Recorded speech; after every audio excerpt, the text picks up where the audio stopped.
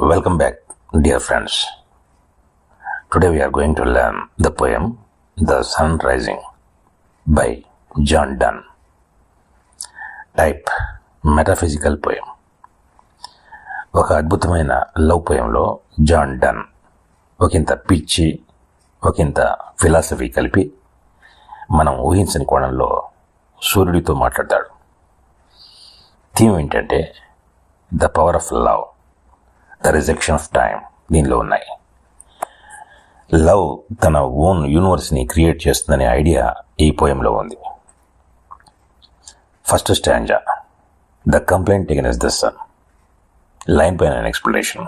First line, busy old fool, unruly sun. The speaker starts by scolding the sun, calling it an old fool. He finds it irritating because it is disturbing him, his time with his lover. సూర్యుడిని ఒక old pool అని తిడుతూ speaker మొదటి స్టాంజాను ప్రారంభిస్తాడు. తన ప్రేయస్తో గడిపే సమయాన్ని సూర్యుడు అన్రూలీ అంటే డిసిప్లిన్ లేకుండా డిస్టర్బ్ చేస్తున్నందున అతనికి అది చిరాకు తెప్పిస్తుంది. Second line, why dost thou thus, through windows and through curtains call on us. Older English అన్నమాట ఇది. డోస్ టు దో అంటే డూ యూ, కాలాన్ అంటే pay visit to someone. So the poet is asking, why are you shining through our windows and curtains? Why are you waking us up? The speaker sees the sun as someone who barges into his private life without being invited. అతను అడుగుతున్నాడు, నువ్వు మా Windows మరియు curtains గుండా ఎందుకు ప్రకాశిస్తున్నావు, మమ్మల్ని ఎందుకు మేల్కొల్పిస్తున్నావు? Speaker సూర్యుడిని తన ప్రైవేట్ లైఫ్లో పిలవకుండానే ఇంట్లోకి జరగబడే వ్యక్తిగా చూస్తున్నాడు. Next line, must to thy motions lovers seasons run? The speaker questions whether lovers too must follow the sun's schedule. He feels love is beyond such rules. Lovers create their own time. ప్రేమికులు కూడా సూర్యుడి షెడ్యూల్ని అనుసరించాలా అని speaker ప్రశ్నిస్తున్నాడు. ప్రేమ అటువంటి నియమాలకు అతీతమైందని అతను భావిస్తున్నాడు. ప్రేమికులు తమ సమయాన్ని తామే క్రియేట్ చేసుకుంటారు. Sassy, pedantic wretch. There is a strong result in this. There is a strong insult in this. The speaker describes the sun as sassy and pedantic. Sassy means arrogant. Pedantic means too worried about rules. The speaker sees the sun as a strict school teacher who enforces discipline. దీనిలో ఒక strong insult ఉంది. Speaker సూర్యుడిని saucy అంటే అహంకారపూరితమైన and పెడాంటిక్ అంటే నియమాలతో నిమగ్నమై ఉండే వ్యక్తిగా పేర్కొంటున్నాడు. అతను సూర్యుడిని క్రమశిక్షణను అమలు చేసే ఒక కఠినమైన పాఠశాల ఉపాధ్యాయుడిగా చూస్తున్నాడు. Go chide late school boys and sour prentices. Chide అంటే క్రిటిసైజ్ ఆర్ బ్లేమ్. Apprentices అంటే another term for apprentice. He tells the sun to go and scold school children who are late or wake up apprentices who are oversleeping. Moreover, he should not bother lovers. అతను చెప్తున్నాడు వెళ్ళి ఆలస్యంగా వచ్చే పాఠశాల విద్యార్థులను తిట్టమని, లేదా ఎక్కువగా నిద్రపోయే అప్రెంటిసెస్ వాళ్ళను మేల్కొల్పమని సూర్యుడికి చెప్తున్నాడు. అంతేగాని ప్రేమికులను ఇబ్బంది పెట్టకూడదు అని అంటున్నాడు. Go tell court huntsmen that the king will ride. The speaker mocks the sun. He says that the sun should go and inform the royal hunters that the king is ready. Let the sun deal with the outside world, not lovers. Speaker సూర్యుడిని ఎగతాళి చేస్తున్నాడు. రాజు సిద్ధంగా ఉన్నాడని వేటగాళ్లకు తెలియజేయడానికి సూర్యుడు వెళ్లాలని అతను చెబుతున్నాడు. సూర్యుడు బయటి ప్రపంచంతో బయటి విషయాలతో డీల్ చేసుకోవాలి కానీ ప్రేమికులతో కాదని చెబుతున్నాడు. Call country ants to harvest offices. Here country ants means farmers or workers.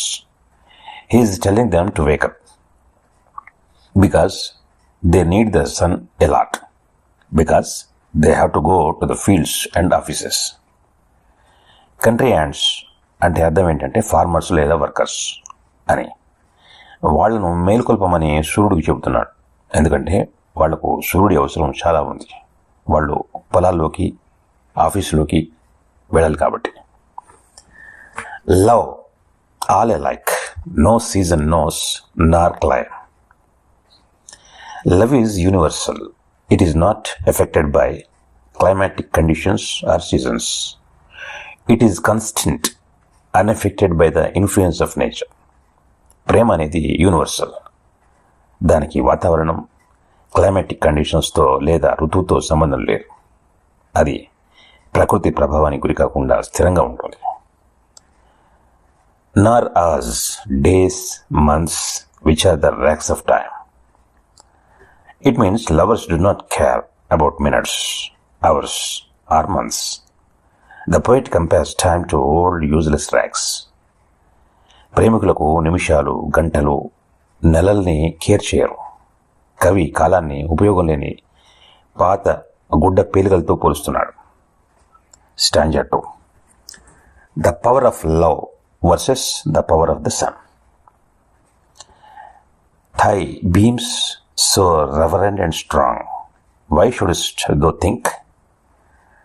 In these lines the speaker says the sun's light is powerful and respected, but he questions the sun if he really thinks he is more powerful than love. సూర్యుని కాంతి శక్తివంతమైనది మరియు గౌరవనీయమైనదని speaker అంటున్నాడు. కానీ అతను ప్రేమ కంటే తాను శక్తివంతమైన వాడిని నిజంగా అనుకుంటున్నాడా అని సూర్యుని ప్రశ్నిస్తున్నాడు. I could eclipse and cloud them with a wink. So in these lines he boldly says, I can block your sunlight by closing my eyes. This means that the sun has very little control over lovers. అతను ధైర్యంగా ఇలా అంటున్నాడు, నా కళ్ళు మూసుకోవడం ద్వారా నేను మీ సూర్యకాంతిని నిరోధించగలను. దీని అర్థం ఏంటంటే సూర్యుడికి ప్రేమికులపై నియంత్రణ చాలా తక్కువ అని. But that I would not lose her sight so long.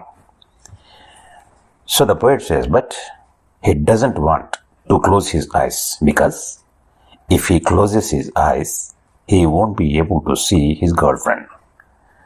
కానీ పోయిట్ కళ్ళు మూసుకోవాలని అనుకోవడం లేదు. ఎందుకంటే అతను కళ్ళు మూసుకుంటే తన గర్ల్ ఫ్రెండ్ని అంటే ప్రియురాల్ని చూడలేడు కదా. అందుకే if her eyes have not blinded thine. So the poet says in these lines, he is teasing the sun. Don't her beautiful eyes make you blind too? He is asking. Because he says that his beloved's beauty is more dazzling than the sun. అతను సూర్యుని ఆట పుట్టిస్తున్నాడు. ఆమె అందమైన కళ్ళు నిన్ను కూడా గుడ్డివాడిని చేయలేదా అని అడుగుతున్నాడు. ఎందుకంటే తన ప్రియురాలి అందం సూర్యుని కంటే మిరుమిట్లు గొల్పేదిగా ఉందని చెప్తున్నాడు. Look and tomorrow let tell me. He challenges the sun to look at her now.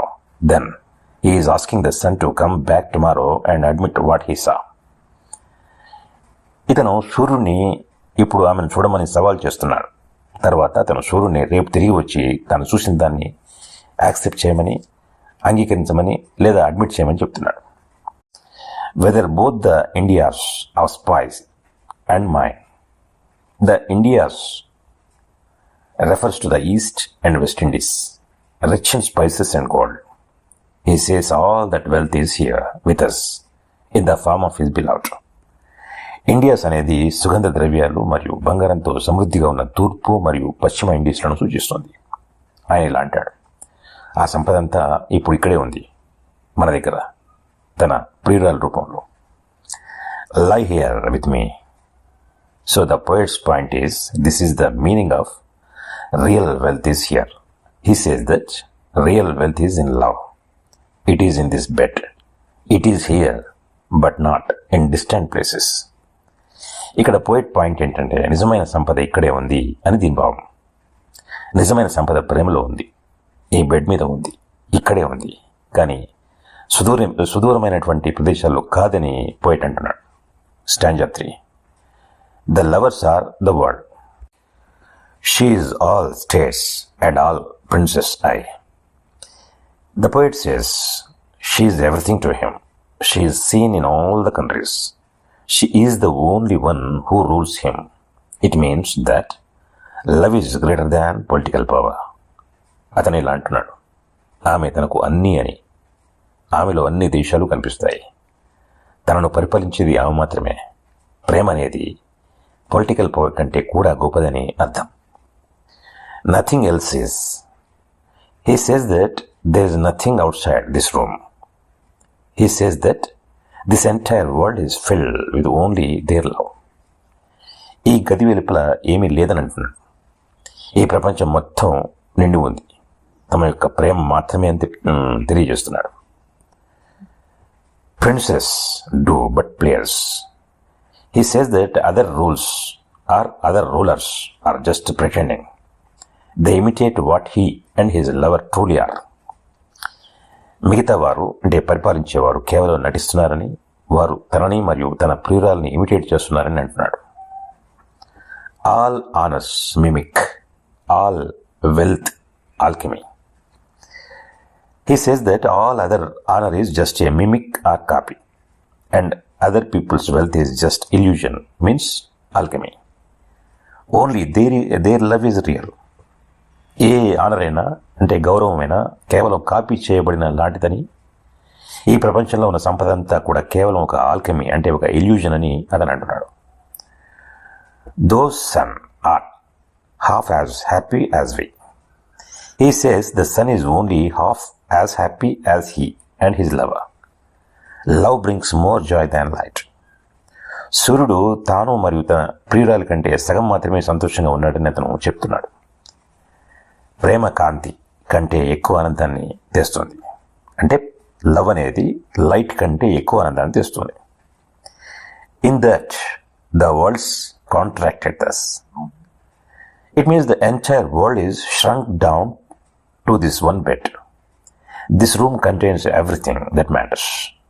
The lover's room is more important than the outside world. అంటే ఈ ఒక్క మంచంలోనే ప్రపంచం మొత్తం కుచించుకుపోయింది. ఈ గదిలో ముఖ్యమైనవన్నీ ఉన్నాయి.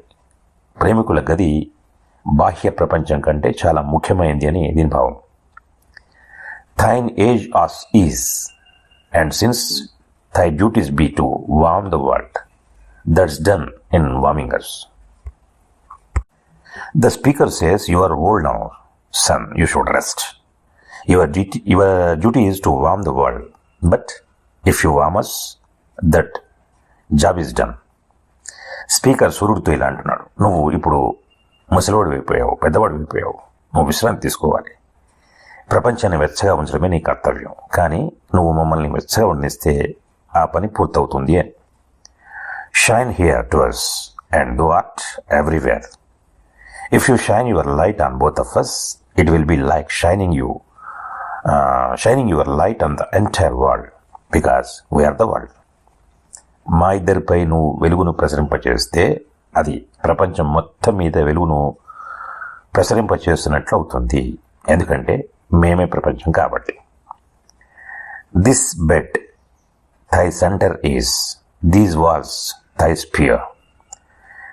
Here the poem ends boldly. The speaker says, this bed is your center. These walls are your entire universe.